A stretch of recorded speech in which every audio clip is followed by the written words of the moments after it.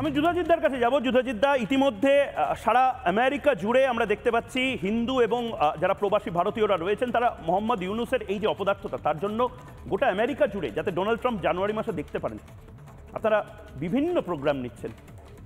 একটু যদি বলেন, মানে এই অসভ্যতা চলতে পারে না। এটা শুধু হিন্দুরা বিপদে আছে বাংলাদেশে তা নয়, মুক্তিযোদ্ধা একজন বলছেন যে কোনো মুহূর্তে খুন হয়ে যেতে পারি, গোটা পৃথিবীকে জানাতে চাই আপনাদের মাধ্যমে। মানে এটা কোন বাংলাদেশে আমরা এই মুহূর্তে লাইভ টেলিকাস্ট করছি? দেখো, প্রথম কথা হলো, আমি শুনছিলাম আব্দুল বাবুর কথা, উনি যে পয়েন্টটা বললেন যে এই পুরো উনার উপরে অত্যাচার এবং এরকম প্রচুর বাংলাদেশের মুক্তিযোদ্ধাদের প্রতি অত্যাচার, উনার সমস্ত বক্তব্যের মধ্যে একটা কথা বারে বারে উঠে আসছিল। উনাকে যখন জুতোর মালা পরানো হয়েছে এবং উনাকে যখন থ্রেট দেওয়া হয়েছে, একটা কথা বলা হয়েছে, মালায়ুনের চর, তুই মালায়ুনের কথা শুনিস। এটাই হলো মালায়ুন মানে কি? এটা হলো one of the most racial statement যেটা ওখানে ইউজ করা হয় বাংলাদেশের হিন্দু তথা মানে বৌদ্ধিস্ট খ্রিস্টানদের উপরে, রাইট? মালায়ুন শব্দটা কাফের বা বাংলা শব্দ মালায়ুন। কতটা হাইলি রেসিস্ট একটা যদি হয় সোসাইটি বা কিছু লোকের মানসিকতা হয় যে যেখানে জাস্ট মুক্তিযুদ্ধের ইতিহাসকে অরানোর জন্য তাকে মালায়ুনের দালাল বলা হচ্ছে। Everything driven by hate for Hindus, Hindu hate এবং কাফের এবং মালায়ুন এই শব্দটা, এটা সারা পৃথিবীর, সারা ইউএনের এটাকে নোটিস করা উচিত। এবং এই শব্দটাকে যেরকম সাউথ আফ্রিকায় অ্যাপারথেড বিভিন্ন ধরনের ওয়ার্ডসকে ব্যান করা হয়, বাংলাদেশের ক্ষেত্রে এই মালায়ুন শব্দটা বাংলাদেশের হিন্দুরা বছরের পর বছর, যুগের পর যুগ শুনে এসছে। যদি তুমি বলছে তোমার দাদা 1946-এ ওখান থেকে এসেছিলেন, তুমি যদি বিভিন্ন সময়ে বাংলাদেশ থেকে আসা হিন্দুদেরকে জিজ্ঞাসা করো, তাদের এই শব্দটা তাদের কনফিডেন্সকে, তাদের বিশ্বাসকে, তাদের মানসিকতাকে ভেঙে দেওয়ার জন্য এনাফ।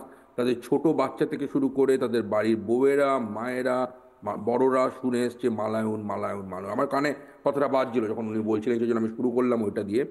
সেকেন্ড, হ্যাঁ, মোহাম্মদ ইউনূসের বাংলাদেশে যা চলছে, যা হিউম্যান রাইটস ভায়োলেশন, হিন্দুদের ওপরে অত্যাচার একের পর এক, বুদ্ধিস্টদের ওপরে, খ্রিস্টানদের এন্টায়ার মাইনরিটি, চার্চের ওপরে, প্যাগোডার ওপরে, দেখেছি চট্টগ্রামে কি হচ্ছে, হিন্দুদের তো ঘর ছাড়া করা, তাদের মা বোনেদের মানে লুণ্ঠন করা, সম্মান এমন একটা জায়গায় পৌঁছে গেছে যে ইটস ভেরি অবভিয়াস যে সারা পৃথিবীর হিন্দুরা, ওয়ার্ল্ড হিন্দু অর্গানাইজেশন বলতে পারো, এভরিবডি, সবাই এটা নিয়ে ভীষণ রকম চিন্তিত এবং কনসার্ন।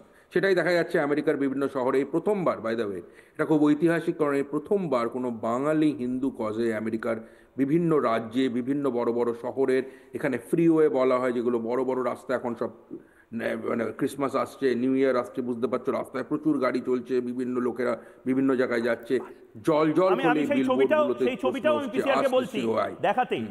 যুধাজিৎদা, সেই ছবি রিপাবলিক বাংলার এক্সক্লুসিভ ছবি, সারা পৃথিবীর হিন্দুরা দেখুক যে কেউ একা নয়, বটেঙ্গে তো কাটেঙ্গে, এক রহেঙ্গে তো সেফ রহেঙ্গে, বিভাজনে মৃত্যু ঐক্যে বল। ইউএসএ তে হিন্দুরা যেটা করছে, অবিলম্বে কলকাতা শহরের হিন্দুরা সেটা করুক। বাংলাদেশের হিন্দুদেরকে বা মালায়ুন শব্দটা যেটা বললেন মুক্তিযোদ্ধা, বাঁচানো যাবে না যদি সবাই সারা পৃথিবী থেকে না একসাথে ঝাঁপিয়ে পড়ি। যুধাজিৎদা বলুন।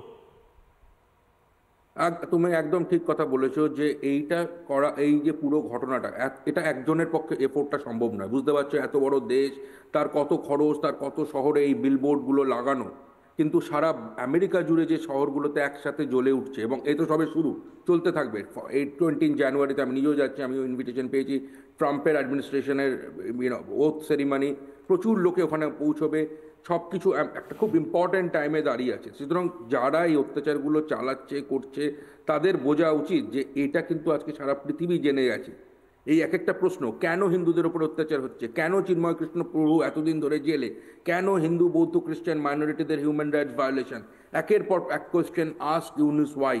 সবাই এই প্রশ্ন করছে, করবে, শহরে, আমেরিকার বিভিন্ন রাস্তায়, বিভিন্ন রাজ্যে এই প্রশ্ন উঠে আসছে। এবং তুমি যেটা বললে ইম্পর্টেন্ট, বাংলাদেশের ওই হিন্দু ভাই বোন, বুদ্ধিস্ট ভাই বোন, খ্রিস্টান ভাই বোনদের বোঝা যে তারা একা নয়, সারা পৃথিবীর বিবেকবান মানুষ। এবং যুধাজিৎদা, একটা অদ্ভুত জিনিস আপনি দেখবেন সংগ্রামের সঙ্গে তারা, যুধাজিৎদা অদ্ভুত একটা জিনিস দেখবেন, এই আব্দুল হাই যিনি মুক্তিযোদ্ধা, আব্দুল হাই কানু, তিনি কিন্তু হিন্দু নন, তিনি সংখ্যালঘু নন, কিন্তু তিনিও ভয় পাচ্ছেন যে তিনিও হয়তো মারা পড়তে পারেন শুধুমাত্র মুক্তিযোদ্ধা হওয়ার জন্য। এটাই তো অনেকটা কারণ এই মোহাম্মদ ইউনূসের সরকারকে টেনে নামিয়ে আনার। তিনটে প্রশ্ন এই মুহূর্তে মোহাম্মদ ইউনূস, মোহাম্মদ ইউনূস এই মুহূর্তে 3টে প্রশ্ন ময়ূকের তোমার কাছে।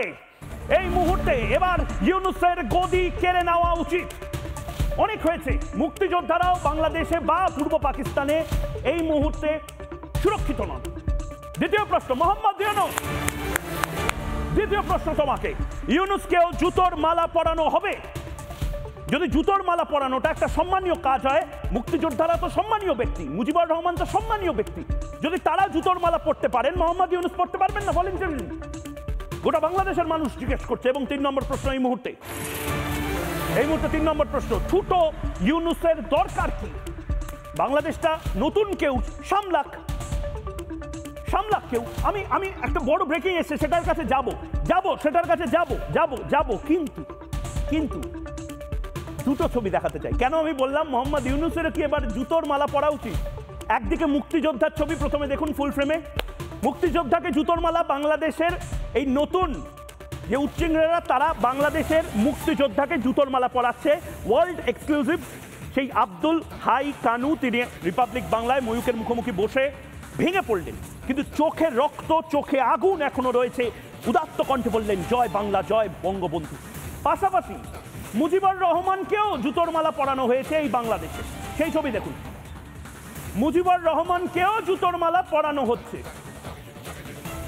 সেইটা যদি হয়, আমি আবার প্লাজমাতে দেখানোর জন্য বলবো 2 নম্বর প্রশ্নটা, মোহাম্মদ ইউনূস কি তাহলে, দেখুন এই ছবি একদিকে এই ছবি, আর অন্যদিকে ময়ূকের প্রশ্ন, ঠিক সেই জায়গা থেকে ময়ূকের প্রশ্ন, ইউনূসকেও জুতোর মালা পরানো হবে? তার মানে জুতোর মালাটা বাংলাদেশে এখন একটা ট্রেন্ডিং বিষয়, বাংলাদেশে তার মানে একটা গর্বের বিষয়, কারণ মুক্তিযোদ্ধারা তো বাংলাদেশের গর্বের জিনিস। তাহলে মোহাম্মদ ইউনূস কেন জুতোর মালা পড়বে না? মোহাম্মদ ইউনূস কেন জুতোর মালা পড়বে না? জবাব চায় বাংলা। মোহাম্মদ ইউনূস কেন তুমি জুতোর মালা পড়বে না?